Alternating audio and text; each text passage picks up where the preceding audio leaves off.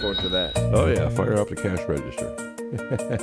It is time for the one, the only Drew Blazsik and Faith in Finance. And Drew, I mean, real quickly, government shutdown continues, but it's getting serious because now we're looking at military men and women not getting paid. And so we got, honestly, we all need to be praying for this thing to come to an end because those are good men and women who have signed up to service. And I get the differences, but we got to make sure those men and women get paid. Yeah, I mean, they will get their back pay. Yeah. That will happen. But it's going on for a long time, and I think both parties have an agenda that they want to push and do this.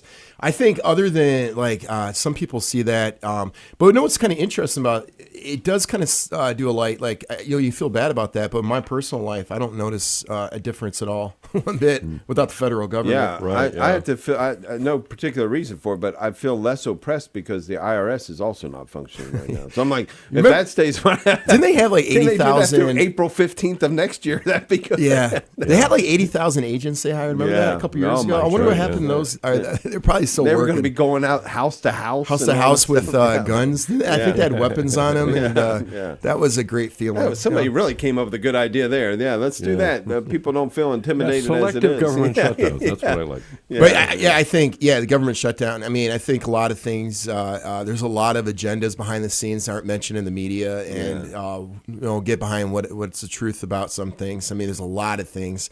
So to put my finger on one thing and say, oh, this is the reason why they're not agreeing, or this or that. It's really, I mean, it's a game of politics, and whoever's going to blink is the one that's going to feel the pressure. If you can make the other party feel like, oh, you're the reason why, and they have to end it real quick. And I feel, I don't know if you, like back in the day, the liberals controlled the media so much. I don't know how much people get their news from the media. I think they go to Annunciation radio. Yeah, that's right. They're all coming here to find out what they... No, don't most people now listen to like individual podcasts, trusted people. It's like the media is really... So, but back in the day, think about it. Everyone's getting their economic news from a couple sources. Yeah. So we all are kind of like, hey, you know what's going on? Now, you guys are listening to different things I'm listening to. We're all listening to different stuff. We're all kind of like in our own little world.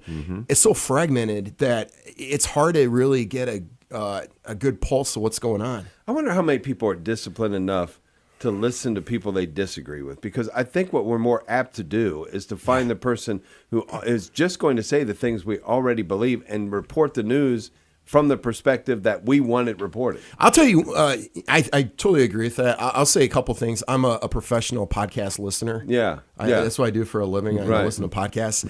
And somebody said that about you. That Andrew Reinhardt, I think. I said, man, ask Drew. No, it was Brett Hunterbrinker. Said, man, Drew's up. He's up on all this stuff. Ask Drew. Well, I got an hour drive to work too, so I got a lot of time. But know what I do though? I do listen to all sides. But what's interesting, once I feel like behind the scenes they're manipulating you, or there's some agenda they have, I stop listening to it right away. Right. But if I feel like there's on the other side, but they're coming from the somewhat truth, but they just have a different perspective, I love listening to different ideas. Give good information. I prefer a news cast that has just the news without any additional opinion. That's my preference, because I don't have all day to. I mean, I watch one newscast, and it's that newscast that just gives you the news. But then I love, of course, Catholic News Agency, Vatican News .va.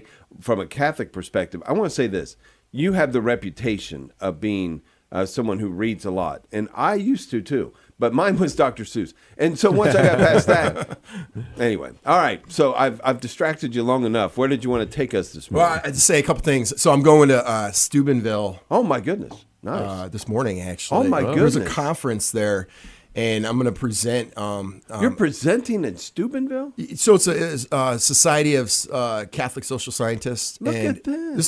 So I've done it 2 other times, and I talked about usury, the Catholic approach to Bitcoin. What I'm doing here, and if people want to check it out, I created these a different method how to teach finance, and I'm going to show it. So it's like the business department of the Catholic aspect, and it has to be something with Catholicism, and I have a method that's very structured, and I was kind of thinking about it. The whole Catholic religion is very structured in everything that we do. Yeah. And it's and that there's such a connection with that. If how you teach is how the Catholic faith is, like everything means something in the Catholic faith. But yeah, so I'm kind of excited. I'm going to record it, so you can watch it a couple times. Look at that. Now you and I have something else in common. You know, I presented once in Steubenville about my book before. Faith Over Fear, Lessons from My Life with Mother Angelica. Now, my presentation was not by invitation. I was standing on Dr. Scott Hahn's front lawn just reading it out loud until the police came. So, but in any case, we both... I was waiting for that joke. Yeah, we were both making presentations. So my son, Cole, he's coming with me. That's cool that you're presenting at Steubenville. My and goodness. to have your son with you, that's great. I need to talk for a couple hours, but I think it's... I don't know. I got to look at the time I got, so I might have to hurry my presentation. Yeah. But well, I won't be there to distract you. You'll be able to stay on point for the day. we'll see. I told my son I was going to pay him if he would sit in the front row when I say any questions. I want him to raise his hand. He's like, can you and have a question? He's like, no, Dad, I can't do that. I'm like, that'd be sweet if you did that. For donuts Who's a on little the way guy? home? Yeah, right. Yeah. Ask a technical question. Yeah. But so I did find some things. So if you want to look at the economy, where we think we're going, did you guys know that I think it was 100 days, our national debt goes up $1 trillion? $1 trillion. Every 100 days. Wow. This is... I think this is what the shutdown, we are in big trouble. Right. It's at 37 trillion. We'll hit in the 40 trillion. And then it gets exponentially large because they have to roll over the debt that has low interest rates with high interest rates because the Fed jacked up interest rates so much, which is destroying the housing market. Really making it very hard to sell. Right. And because if you have a low interest rate, if you have to sell and buy a new house, you're going to jack up your mortgage rate by $1,000 maybe. Right. With that if you got that low interest rate. So here's another thing you tell the economy. There's two signals I saw is car loans. Nearly 7.5 million vehicles repossession orders have already been issued. Projected to be 10.5. This is the highest level in 30 years. Oh my goodness, that's not good. And some of the categories now, why is car loans a right. predictor?